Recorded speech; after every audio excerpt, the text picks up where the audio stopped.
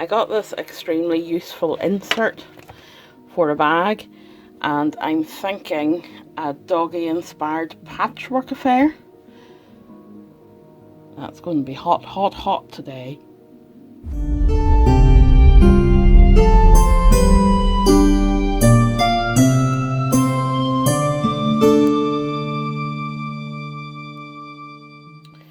So first of all, I have got the general kind of pattern that I'm looking.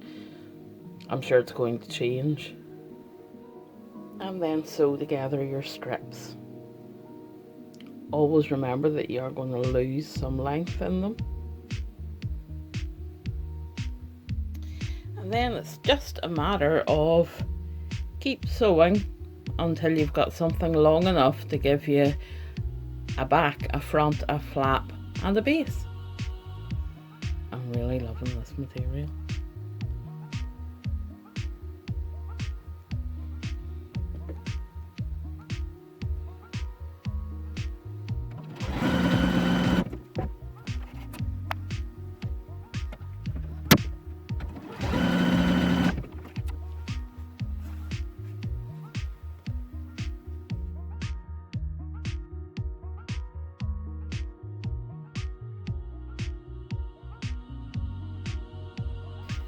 Getting there. I'm loving it.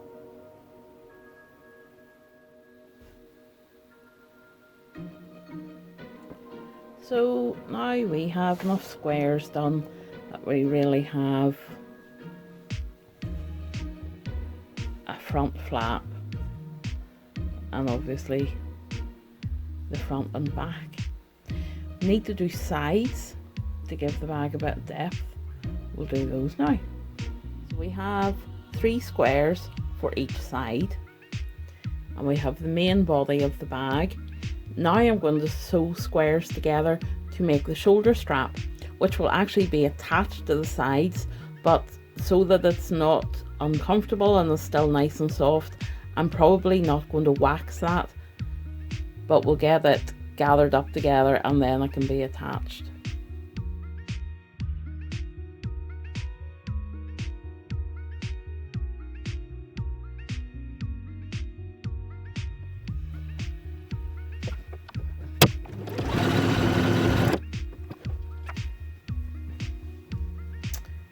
And the shoulder straps are getting there. I think this is my most favourite fabric I've worked with. I have made 9 squares in a row for 1/2 of the shoulder strap. It may seem excessive, but I haven't really made a decision yet whether I'm going to buckle this or whether I'm actually going to tie it and have it more sort of boho and hippie. We'll see. That's the joy of making it yourself. It could turn into anything by the end. So we now have the main body of the bag, the 2 parts that make up the sides, and the long straps.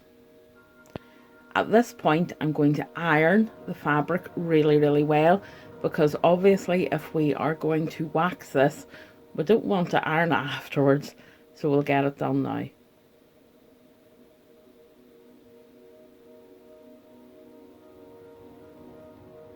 I do plan to line it, and look at the fabulous fabric I got to line it. This is going to be great.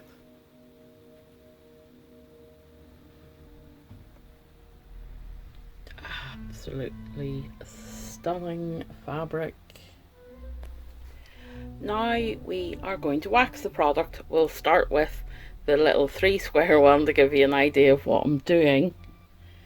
And this is the product I'm using, just a pot of wax from Amazon. So all we need for this is a cloth, old but clean, and the wax. Take the wax onto the cloth and basically push it into the cotton, paying particular attention to these seams because clearly that's where the water is gonna get in.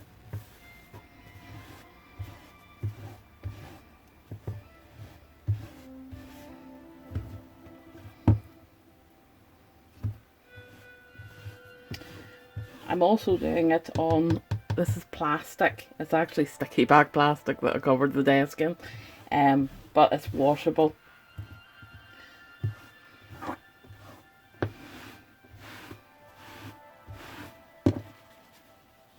That feels like proper waxed already.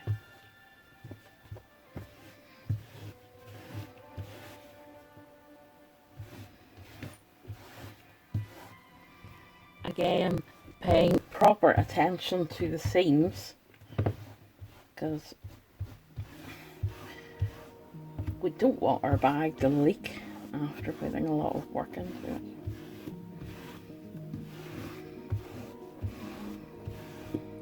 To assist the wax to work its way into the cotton and give it a wee bit of a sheen, we're going to use a hairdryer.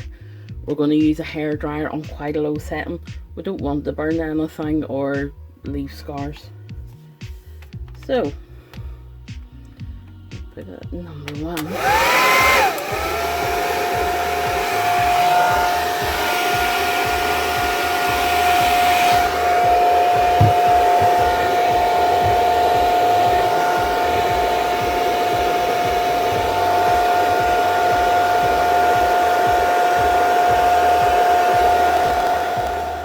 Go. We can even feel the difference in it already. Our first piece of wax cotton, we will let that dry, get all the rest of them done as well, and then we can cut our lining. So the next part of this is to get a lining for it, and I do have that fabric that I'm quite attached to. I have placed a pin, which I hope you can see, on the square that I want to be the front flap. It's patchwork, and obviously there are different coloured squares, but I just like a wee bit of darkness at the front for where you're going to be touching it quite a lot. So fabric. Okay, we'll have this beautiful satiny paisley pattern. Good thing about this fabric, it's rippable. So we shall measure up the width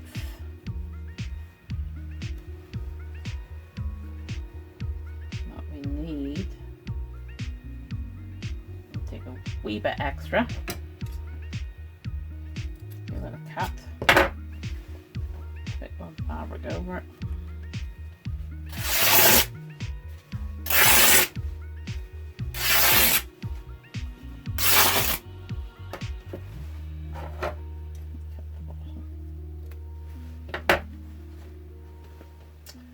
That will be a beautiful lining, and a very unusual lining for our bag. Be the 2 sides.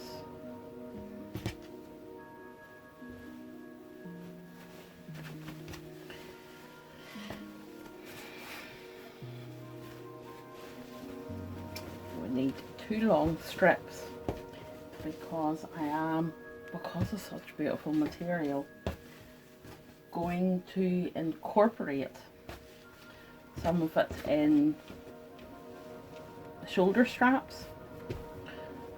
So again, I just need it to be the 1 square deep for the shoulder strap.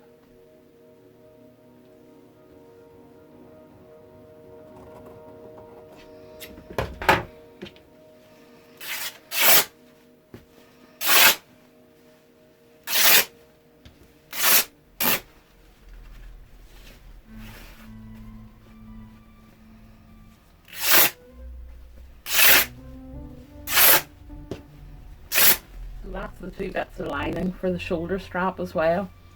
The way this material changes colour, I have to have some of this on the outside of the bag. This tub of wax was full, so I am going through a right amount of it. But what I would say, I live in Scotland. Generally the weather in Scotland is dreich, which is rain.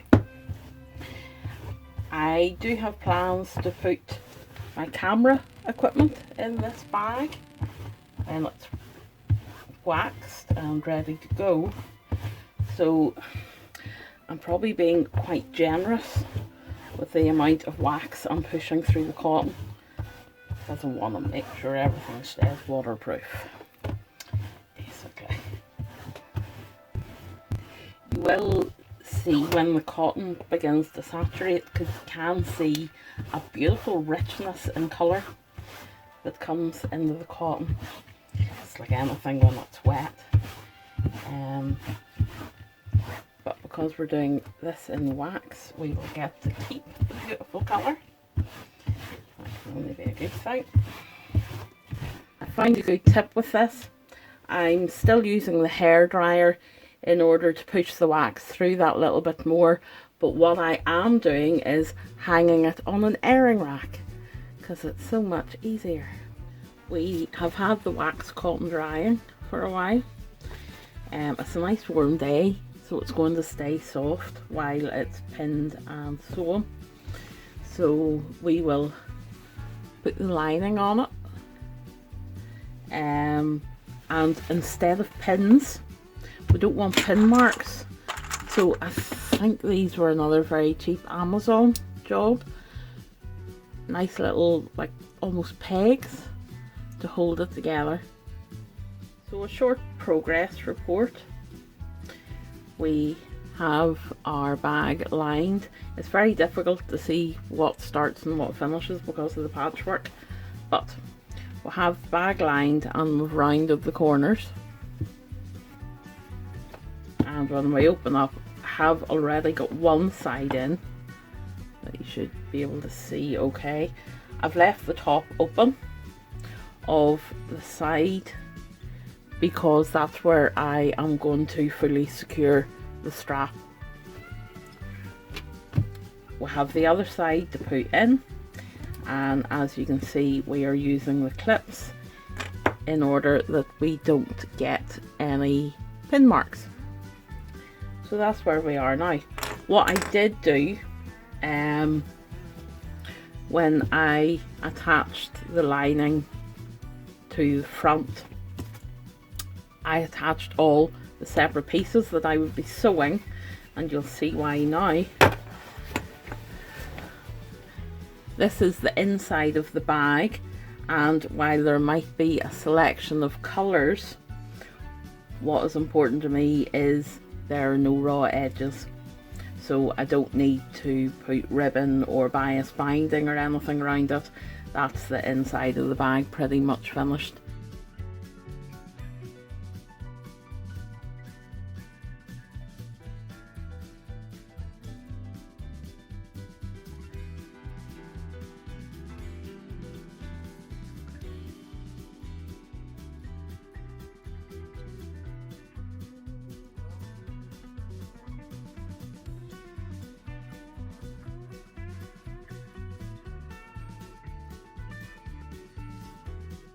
Just a few things about this. We have pretty much the main body of the bag complete, apart from of course the top. But it suggests that we use denim needles for this. I have just used a heavy all-purpose needle in the sewing machine. I'm just using cotton thread. What I have done is put the needle length up to 3.5 just to give it a wee bit more ease of sewing. I think it's going to turn out quite well. With a lining to die for. Getting there. I want quite a chunky strap because it will probably be used as a crossbody messenger bag most of the time. This is the strap, which again I want to be quite chunky, but I'm thinking it'll get small pegs, and I'll need to cut this down, of course.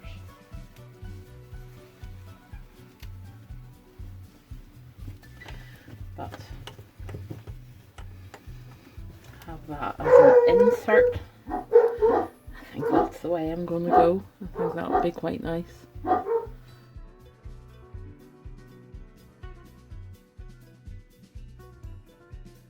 We are now ready to sew across the front and attach each end of the strap. We will probably run along there about 3 or 4 times just to give it added strength, and obviously still using our clips to secure instead of the pins because we don't want any stabby marks on the finished product. Where I have put the strap on, I have just put a second layer of sewing there just to give it a wee bit more strength, because obviously that will be carrying quite a lot of the weight. Right, so this pile of patchwork is the bag. I'm actually really pleased with it. I'm really pleased with this lining. But this is the bag. I have finished the straps off. Yes, there's the odd thread. I'm too excited to get that far. I've finished the straps off in such a way I can tie them in a bow or a reef knot or whatever I fancy, so that I can have my camera gear quite high up, or as a shoulder bag low down, or crossbody, or whatever way I want it. It's going to need probably another coat or 2 of the wax. It is feeling good, but we know Scotland and we know how dreich it is, so we don't want to take any chances. What else was on this seat behind me? This was my 99p insert that I got from wish.com. Various bits and pieces, a couple of nice wee zipped compartments. What is good is there's a couple of handles. I'm not going to fool myself, will not be like carrying tons of stuff in it, but it's going to fit exactly in the bag, and all my small bits and pieces of lenses and microphones and stuff can stay in it and just get pulled in and out as I need it. So all that's left is to get it filled with stuff. I haven't put a catch on it. I'm considering either a magnetic catch or a piece of Velcro. I'm not sure which one I want to use yet. I think probably what I will do is spend a wee bit of time out using it, and then the whole thing will probably change shape. But I want a bag for all seasons, as the saying goes, a bag that will do me anytime I'm out filming, that all my rubbish is in one place. Watch this space.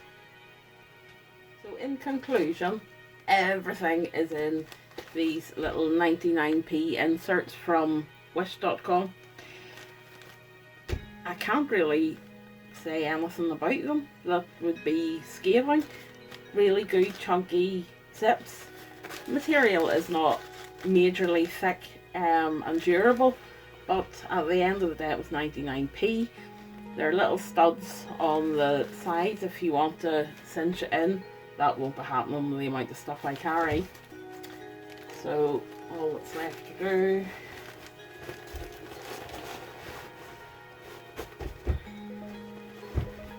is get it in the bag. I never go anywhere without a head net.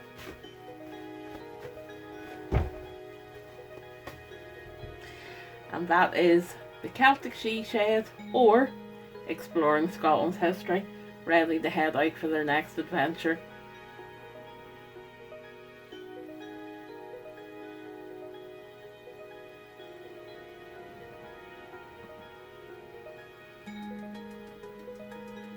But that is a success. We can safely say that the bag is ready to rock and roll and go out on his first adventure.